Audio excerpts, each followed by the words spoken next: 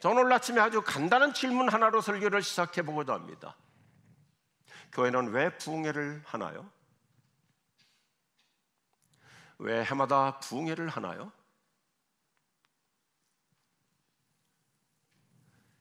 우리들의 신앙이 다시 활력을 얻고 살아나기 위해서 부흥회가 필요하고, 교회가 날마다 구원받는 부흥의 역사가 필요한 줄로 믿으시면 아멘하십시오. 예수님께서 이 땅에 교회를 세우신 것은 끊임없이 부흥의 역사가 일어나기를 원하시기 때문입니다. 부흥이란 다시 살아나는 것입니다. 다시 뜨거워지는 것입니다. 부흥이라는 단어의 이 본질적인 기본 개념은 다시 살아날 정도가 아니라, 한번 더 합시다. 더 높이 올라간다. 부흥의 개념은 이 단계에서 한 단계 더 껑충 뛰어 올라간다고 하는 본질적 의미를 지니고 있습니다. 내 영성도 올라가야 됩니다. 내 믿음의 수위도 올라가야 됩니다. 내 신앙의 헌신도도 올라가야 됩니다. 내 기도도 올라가야 됩니다. 내 인격과 내 모든 영성이 향상되는 전환점이 될 수 있기를 주님의 이름으로 축복합니다. 부흥이라는 것은 살아나는 정도가 아니라 올라서는 것입니다.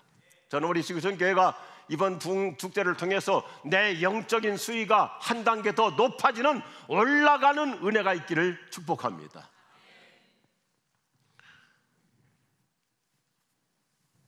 내면적으로 새 기운을 얻을 뿐만 아니라 내 가슴이 뜨거워져서 밋밋한 인생을 사는 것이 아니라 열정 인생을 살아가는 거예요. 이게 성경이 말하는 부흥이에요. 구약이 됐건 신약이 됐건 부흥 축제가 있은 후에는 반드시 민족적인 도약이 있었습니다. 모든 사람들의 영성 지수가 달라졌습니다.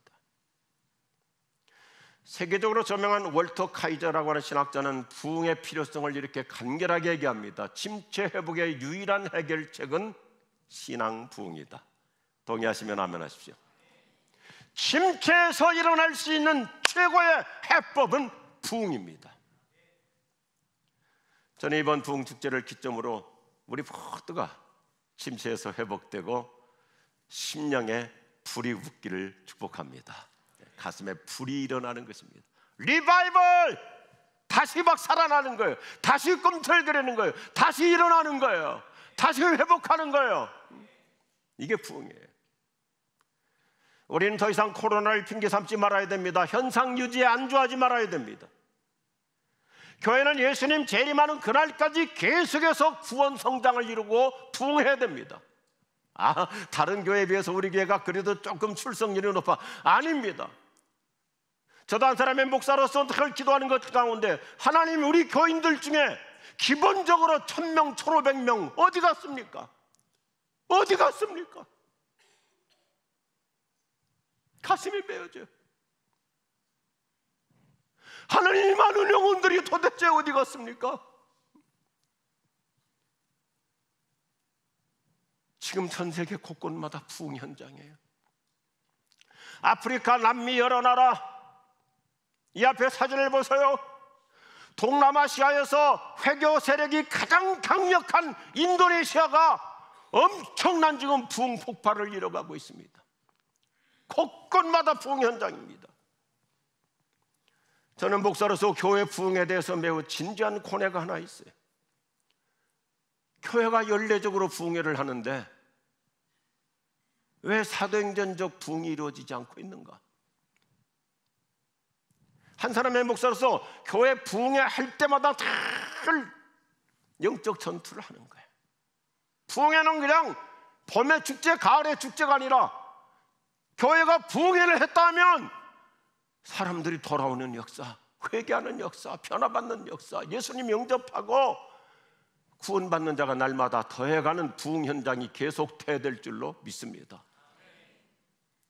미국 트리니티 신학교 전도학 교수였던 로버트 콜럼만 박사, 저는 이번에 강의를 참 좋아합니다. 신학교 교수였지만 부흥의 이 강의 자체가 부흥의 현장이었습니다.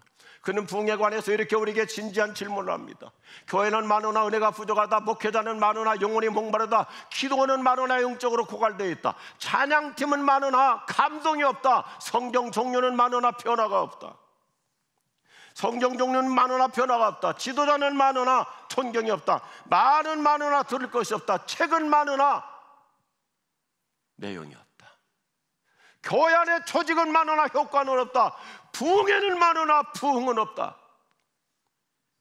원인이 어디 있을까? 왜 그렇게 성경 공부도 많이 하고 제자훈련도 많이 하고 교회 안에 그런 많은 조직들이 있는데 왜 교회에 부흥이 일어나지 않고 있는가? 부흥은 어디에서 시작되는 것이 아닙니다. 나로부터 시작돼야 될 줄로 믿습니다. 내 가슴에 심령의 부흥이 있고 내 심령 속에 영혼의 갈망이 있고 갈급함이 있고 사모함이 있다면 반드시 우리가 오늘 찬양한 것처럼 성령께서 임재하실 줄로 믿습니다. 성령이 기름 부어주실 줄로 믿습니다. 성령이 내 가슴 속에 다시 불이 타오르는 은혜 주실 줄로 믿으시면 아멘 하십시오.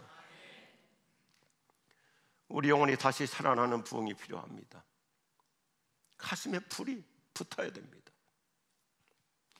그래서 저는 세계적인 전도학자 아까 얘기했던 로버트 콜만의 기도를 이렇게 열망을 품어보는 거예요. 주님, 예수님 재림 직전에 이 세계 종말 직전에 전 세계적인 대부흥의 역사가 찾아온다면 요한계시록을 보면 반드시 대부흥의 역사가 오게 돼 있거든요. 그 부흥의 현장이 곧 우리 교회가 되게 하여 주시옵소서. 나로부터 시작되게 하여 주시옵소서. 사도행전은 부흥 행전입니다. 예수님의 십자가 복음과 성령의 역사로 교회가 부흥하는 생생한 스토리죠. 오늘 우리가 구구절절 읽었잖아요. 사도행전은 교회가 날마다 더해가는 부흥 행전입니다. 47절 보십시오. 같이 읽죠.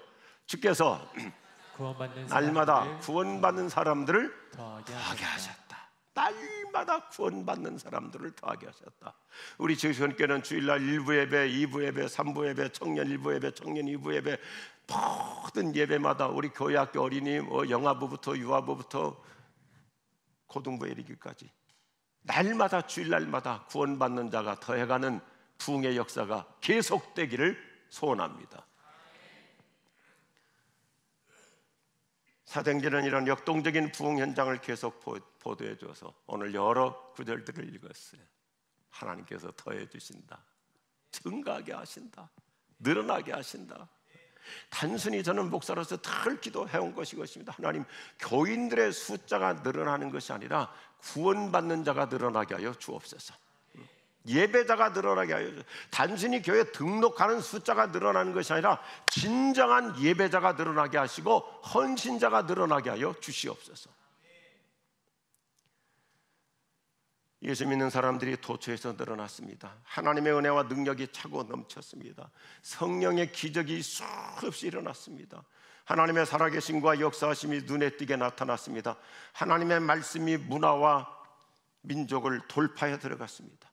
많은 사람들이 예수님을 믿고 변화받았습니다. 사도행전을 보면 주일날마다 교회는 부흥 현장 그 자체였습니다.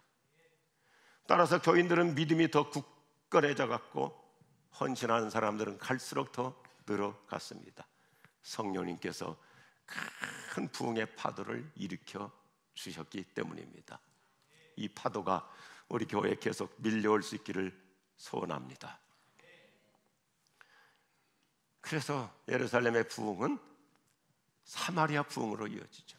사도행전은 아주 점진적으로 프로그레시브하게 얼마나 역동적으로 전개되는지 몰라요. 마가 다락방에서 시작한 예루살렘 부흥이 거기서 끝나지 않고 사마리아로 이방 땅으로 퍼져나가고 소아시아를 거쳐서 유럽을 거쳐서 로마까지 이 복음의 그냥 불길이 계속 퍼져나갑니다. 전 세계를 향한 부흥의 파도가 힘차게 퍼져나가서 이것이 유럽으로 가고 대서양을 건너서 미국으로 갔다가 이 찰스 피니, 디엘 무디, 아레이 토레 같은 사람들을 통해서 이 부흥의 불길이 수많은 청년들에게 선교 비전을 품게 해서 태평양을 건너 조선 땅까지 오게 된 거예요. 이것이 우리 한국교회예요. 이 부흥이 저 환경도 원산에서부터 시작해서 평양을 거쳐서 강릉으로 내려옵니다. 교회 역사를 보면 그 당시 강릉은 성령의 불바다였다고 그럽니다.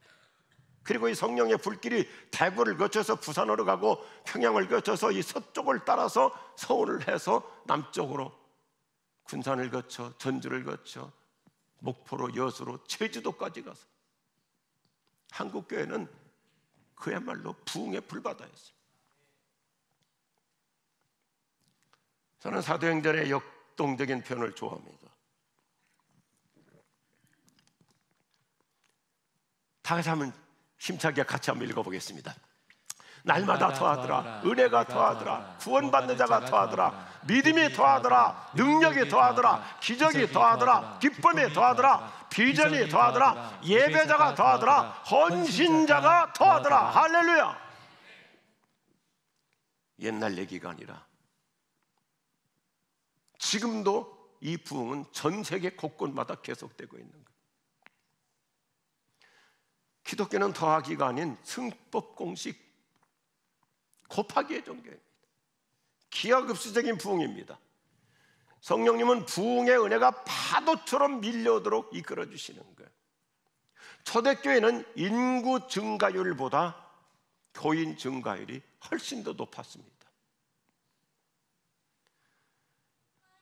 성경이 시종일관 강조하는 부흥의 비결은 뭔가요? 복잡하지 않아요. 아주 쉬워요.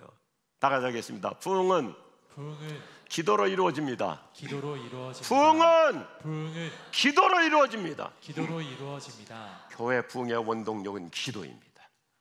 기도할수록 성령님이 강림하십니다. 성령님은 기도의 분량만큼 역사하십니다. 시인 테니슨도 이런 멋있는 말을 해요. 참 깔끔하게 말하죠. 이 세상 사람들이 상상도 못할 일들이 기도로 이루어진다. 우리 개인마다 다 체험이 있잖아요.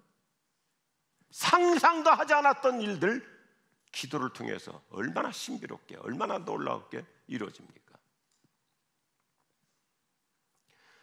초대교회가 힘차게 부흥한 원동력은 성도들이 모이기만 하면 뜨겁게 기도했어요. 그들은 불타는 가슴으로 부르짖어 기도함으로 큰 부흥을 가져왔습니다. 우리는 뜨거운 기도로 다시 이 시대 사도행전적 부흥의 파도가 몰려올 수 있기를 간절히 바랍니다. 기도만이 부흥으로 가는 길입니다. 이번에 우리 지구촌교회 부흥 축제를 두고 담임 목사님과 모든 목회자들이 얼마나 창의적으로 하는지 부흥에 시작하기 전에 1시간 전에 기도 모임을 먼저 갖는다. 참 성령의 놀라운 임재 속에 우리 모두가 다 같이 그 불길 속에 들어갈 줄로 믿습니다. 단순히 모이는 것이 아니라 1시간 전에 모여서 기도하는 그 자리에 성령께서 얼마나 놀라웠게 각 사람의 마음을 열고 은혜를 쏙쏙 집어넣어 주실 줄로 믿습니다. 미국 골든 신학교의 러브레이스 박사가 미국의 영적 대각성운동 배경을 한마디로 쉽게 얘기합니다. 기도가 있는 곳 바로 뒤에는 부흥이 있다. 지난 한 주간 얼마나 뜨겁게 새벽기도를 나와서 시간 기도했습니까? 기도 다음에는 반드시 부흥이 몰려옵니다. 부흥은 하나님의 주권적인 선물이지만 아무데나 임하지 않습니다. 사모하는 것에 임하는 거예요. 갈망하는 것에 임하는 거예요. 간구하는 우리에게 불러 충만하게 하소서. 사모하는 우리에게 성령 충만하게 하소서. 기도하는 우리에게 성령 충만하게 하소서. 임하실 줄로 믿으시면 아멘 하십시오. 교회는 부흥이 멈춰서는 안 돼. 예수님 오실 때까지 계속돼야 돼. 아까도 말씀드렸지만 부흥은 단순히 숫자가 늘어나는 것이 아니라 구원받는 사람이 날마다 더해가는 거예요. 예배자가 늘어가는 거예요. 우리 교회 등록 숫자가 중요한 것이 아니라 얼마나 많은 성도들이 나와서 하나님 앞에 주일날마다 예배하느냐 이것입니다. 기독교 역사가들이 부흥의 역사를 이렇게 정의합니다. 따라합시다. 교회 역사는 부흥의 역사다. 교회 역사는 부흥의 역사다. 믿으시면 아멘하십시오. 그래서 우리는 부흥을 날마다 뜨거운 가슴으로 기도해야 되는 거예요. Pray for revival. 부흥을 위해서 기도하고. 한 주간 지칠 수 있습니다. 탈진할 수 있습니다. 번아웃 될 수 있습니다. 디프레스 될 수 있습니다. 여러 가지로 힘겨울 수 있습니다. 그러나 주님 앞에 나와 예배하며 찬양을 시작하는 순간부터 내 가슴에 다시 부흥이 일어나서 살아나는 거예요. 활력을 얻는 거예요. 생기를 얻는 거예요. 다시 기운을 회복하는 거예요. 다시 일어나는 거예요. 이전보다 더 높은 영적 수위로 올라서는 이런 놀라운 부흥의 은혜가 임할 수 있기를 축복합니다. 내 가슴에 불이 다시 타오르는 것입니다. 내 심령의 부흥의 파도가 밀려오도록 기도하고, 내 영혼의 영적인 쓰나미가 막 몰려와서 주체할 수 없는 그 은혜 속에서 찬양하고 기도하고 예배하고 헌신하고 활동하고. 할렐루야. 이게 부흥이에요. 부흥 전문가인 에드워드 오르에 의하면 하나님께서 자기 백성에게 새로운 일을 행하고자 하실 때는 언제나 그들로 먼저 기도하게 하신다. 하나님이 뭔가 새 역사를 이루어 주시려면 기도하게 하시는 거예요. 기도하는 그 자리에 성령이 임하여 주십니다. 내가 기도하는 그 내 속에 성령께서 놀라운 새 은혜 주실 줄로 믿습니다. 성경과 기독교 역사를 보면 교회 부흥이 멈춘 적이 없어요. 2000년 기독교 역사를 보세요. 핍박 없습니다. 환난과 핍박은 계속됩니다.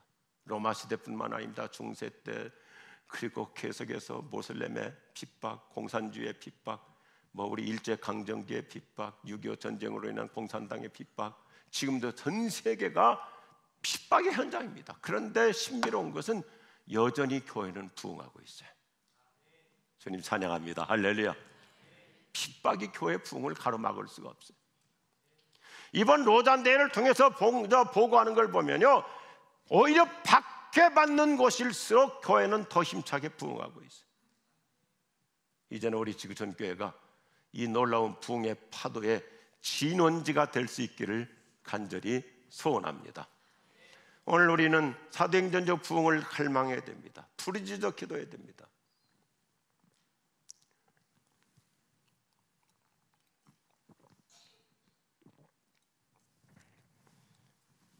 제가 1986년 캐나다에 유학을 가기 전부터 한 목사님을 집중적으로 공부를 했었습니다. 캐나다의 더 피플 처치라는 교회 오스왈드 스미스 목사님이신데, 그분의 책은 우리 가슴에 불을 일으키고, 저는 토론토에 도착하자마자 곧바로 그 다음 주일날 이 교회를 통해서 챔복해 큰 패러다임을 다시 형성하였습니다. 오스왈드 스미스 목사님에게 어떤 교인이 찾아와서 묻습니다. 목사님, 저는 우리 교회가 부흥되길 원합니다. 어떻게 하면 좋을까요? 오스왈드 스미스 목사님의 대답이 아주 멋있어요. 집으로 돌아가 방문을 걸어 잠그고 무릎을 꿇으십시오. 분필로 당신 앉아있는 자리에 원을 그리십시오. 둥그렇게 원을 그리고 그 다음 장면을 보시면, 그리고 이와 같이 기도하십시오. 하나님, 바로 여기에서부터 부흥이 일어나게 하여 주시옵소서. 내가 무릎 꿇고 기도하는 바로 이 자리에서부터, 내 가슴에서부터, 내 심령에서부터, 내 영혼에서부터 부흥이 일어나게 하여 주시옵소서. 얼마나 깔끔하고 선명한 정의입니까? 부흥은 나로부터 시작되는 거예요. 나로부터. 기도가 불붙습니다. 믿음의 놀라운 도약을 이룹니다.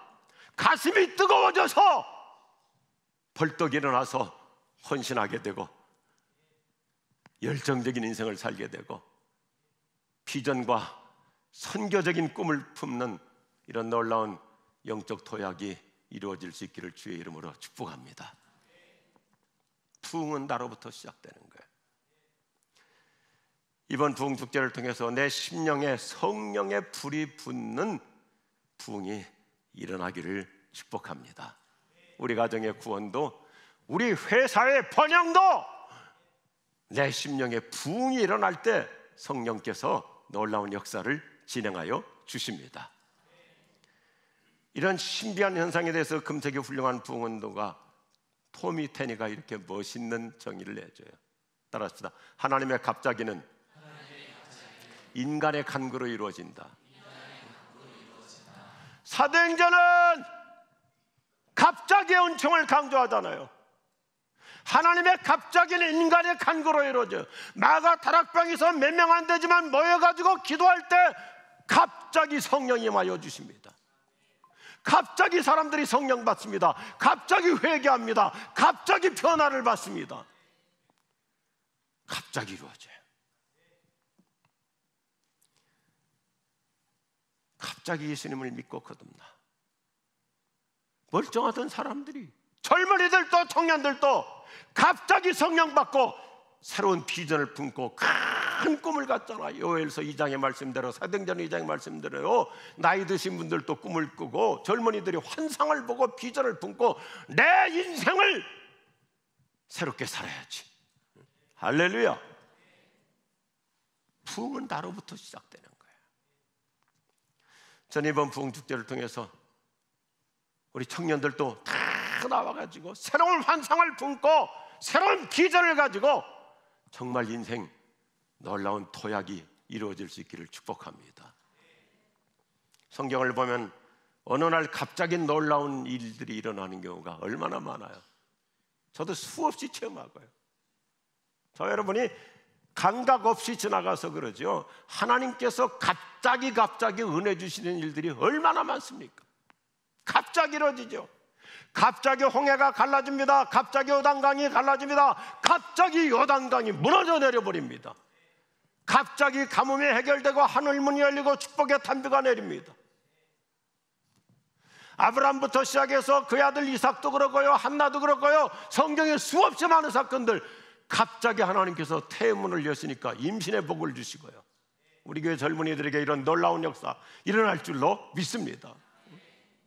불신병에 나음받고 갑자기 신비한 기적이 일어나고, 부흥이 일어나면 그동안 꽁꽁 묶였던 압박이 풀려나갑니다. 닫혔던 문들이 열릴 줄로 믿습니다. 우리 지금 저녁에는 새벽기도 부흥회 때마다 이런 갑자기의 역사들이 많이 나타났어요. 그래서 자녀를 낳지 못했던 많은 사람들이 아이를 가졌어요. 우리 목회자 중에서도 아이가 없어가지고 안타까웠는데 새벽기도 부흥회 나와서 기도하자! 기도했더니 그냥 하나님께서 얼마나 급하셨던지 쌍둥이를 줘버리셨어요.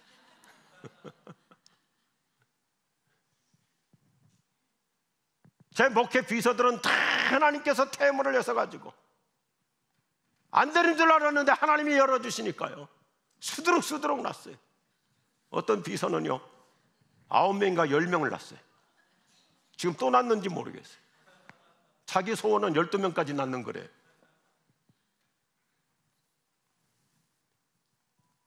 아주 간단한 단순한 확신이 하나 있어요.